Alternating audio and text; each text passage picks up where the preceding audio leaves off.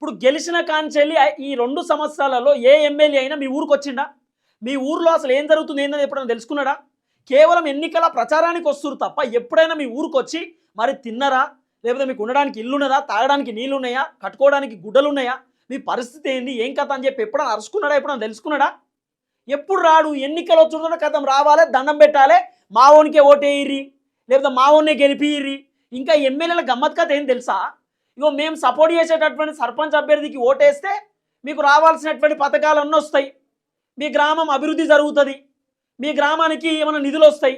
మేము చెప్పేటటువంటి అభ్యర్థిని కాకుండా మీ ఇష్టం ఉన్న అభ్యర్థికి వేస్తే మీకు రావు. ఎమ్మెల్యేల బ్లాక్మెయిలింగ్ ముఖ్యమంత్రి చెప్తున్నాడు కదా, ముఖ్యమంత్రి రేవంత్ రెడ్డి చెప్తున్నాడు, సభలలో మీటింగ్లలో చెప్తున్నాడు, మంత్రులతో కలిసి పనిచేసేటటువంటి అభ్యర్థిని ఎన్నుకోండి, మంత్రితో ప్రభుత్వంతో కలిసి పనిచేసేటటువంటి అభ్యర్థిని ఎన్నుకోండి, అప్పుడు మీ ఊరికేమైనా నిధులు వస్తాయి, మీకేమైనా మంచి జరుగుతుంది అంటే ఇండైరెక్ట్గా జనాలని భయపెడుతున్నాడు.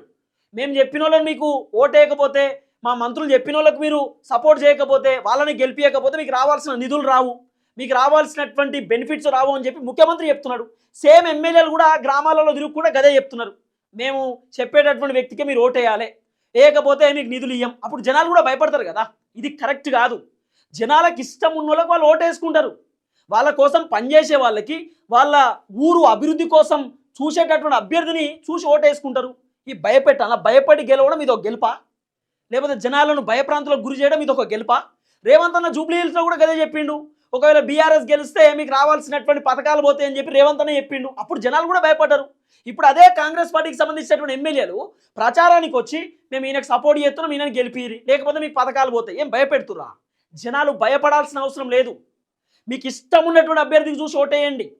మీ బాగోగులు చూసేటటువంటి వ్యక్తిని, మీ గ్రామ అభివృద్ధి చేసేటటువంటి వ్యక్తిని చూసి ఓటేయండి. అంతే తప్ప ఎమ్మెల్యే వచ్చి ప్రచారం చేసిండు, మంత్రి వచ్చి ప్రచారం చేసిండు, ఎంపీ వచ్చిండు, ముఖ్యమంత్రి వచ్చి ప్రచారం చేసిండే ఏ కుర్రి అవసరం లేదు. మంచిని చూసి ఎన్నుకోండి, ఎవ్వరికి భయపడకండి. మీ గ్రామాన్ని అభివృద్ధి చేసేటటువంటి వ్యక్తిని చూసి ఓటేయమని చెప్తున్నా. చూద్దాం ఏం జరగబోతుందో. దయచేసి వీడియో అందరికి షేర్ చేసేటటువంటి కార్యక్రమం చేయండి.